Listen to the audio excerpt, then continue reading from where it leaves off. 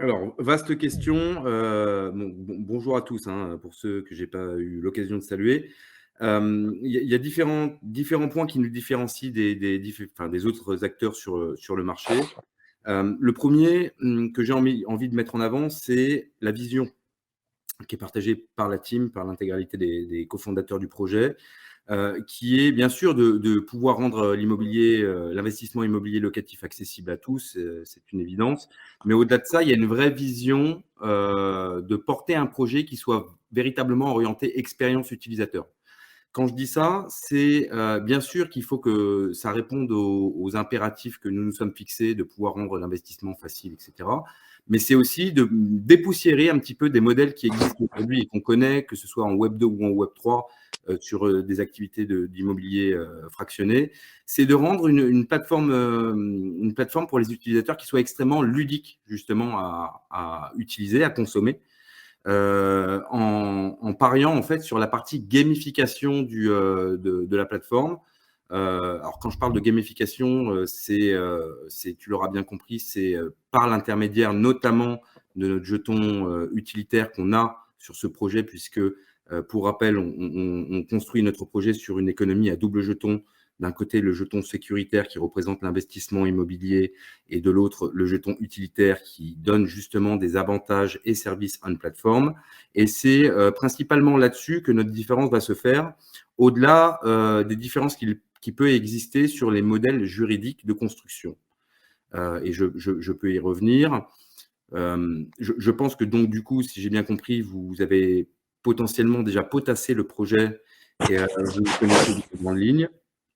Block, aujourd'hui, va proposer, et plutôt, si on veut être très exhaustif sur la présentation, Block, c'est une solution de tokenisation du financement de l'immobilier. Dans ce sens où, lorsque vous allez investir sur la plateforme Block, vous n'allez pas investir dans une part à proprement dit d'immobilier, mais vous allez participer à son financement, au financement de l'acquisition des biens immobiliers par Block. Et en contrepartie de ce financement, l'utilisateur va percevoir des quotes-parts de loyer, comme si finalement il était en somme propriétaire d'un bout de logement. Quelle est la mécanique qui existe derrière? C'est en fait, on va tokeniser, nous, des titres financiers qui sont des obligations. Et ces obligations, donc, vont nous permettre, le financement de ces obligations vont nous permettre de facto de financer l'acquisition du bien immobilier. Pour rembourser ces obligations, on va donc baquer, si vous voulez, la rentabilité ou l'intérêt qui est lié à ces obligations à la rentabilité du bien immobilier sous-jacent. Donc ça, c'est l'une des principales caractéristiques différenciantes qui existent avec d'autres projets. Énormément de projets se construisent sur un modèle de tokenisation d'actions de sociétés détenant de l'immobilier.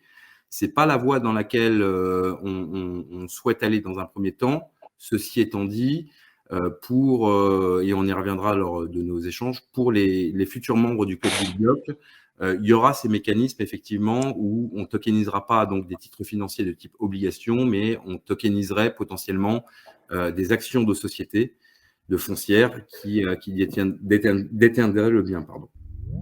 Donc ça, c'est les principales différences qui existent avec nos projets. Donc pour récapituler simplement, notre grosse différence avec les autres acteurs de l'écosystème sont une économie à double jeton et l'émission de titres financiers de type obligation en lieu et place d'obligations. Et on pourra revenir sur ce qui a participé à ce choix stratégique de l'émission d'obligations plutôt que d'actions.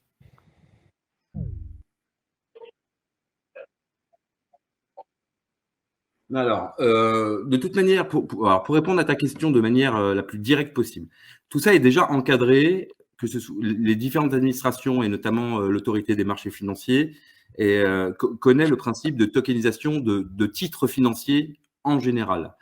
Et j'inclus même dedans, même si c'est un peu connexe, les parts de société également. Donc, en gros, la tokenisation de titres financiers de parts de société sous forme de security token est complètement admise, intégrée par l'AMF, qui connaît ces mécanismes. Donc, il n'y a pas de sujet, il n'y a pas d'agrément en particulier à obtenir pour pouvoir réaliser ceci. En fait, les agréments dont tu dois disposer auprès de l'AMF pour exploiter une activité de la sorte sont nécessaires en fonction des stratégies juridiques, de montage juridique que tu souhaites mettre en œuvre. Exemple, tu peux tout à fait demander à l'AMF d'obtenir un agrément PSFP, donc c'est prestataire de services en financement participatif. C'est quelque chose qui est nécessaire et qui est demandé par l'AMF dans le cas où tu es intermédiaire de financement. C'est-à-dire que tu mets en relation quelqu'un qui a besoin de faire financer un bien avec des tierces parties qui sont les financeurs. Et toi, tu n'as un rôle que d'intermédiaire. Ce qui n'est pas le cas aujourd'hui chez nous, puisque Block souhaite porter la quasi-intégralité des projets qu'il va push sur sa plateforme. Donc, il sera aussi partie prenante là-dedans. Donc, nous, on n'est pas intermédiaire. On souhaite faire financer l'acquisition des biens qu'on va avoir en gestion. Donc, il n'y a pas de nécessité d'avoir de PSFP là-dessus.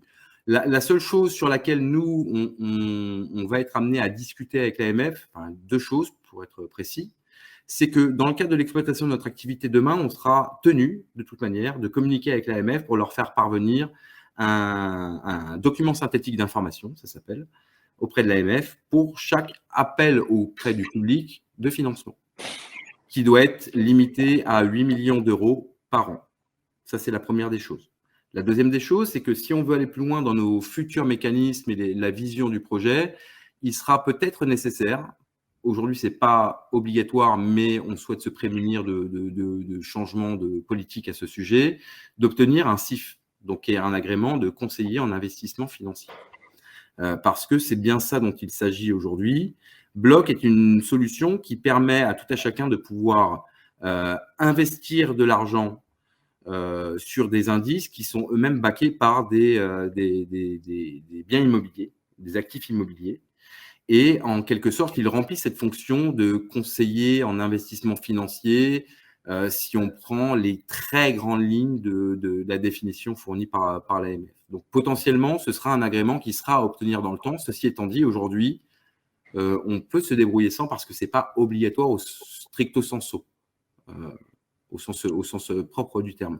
Aujourd'hui, il n'y a pas de frein à ce qu'on puisse exploiter cette activité sur le modèle d'émission d'obligations. Ceci étant dit, on a juste, pour résumer, l'obligation d'en informer l'AMF à chaque volonté de levée de fonds pour le financement de l'acquisition d'un bien immobilier, en déposant donc un DIS, un document d'information synthétique auprès de l'AMF.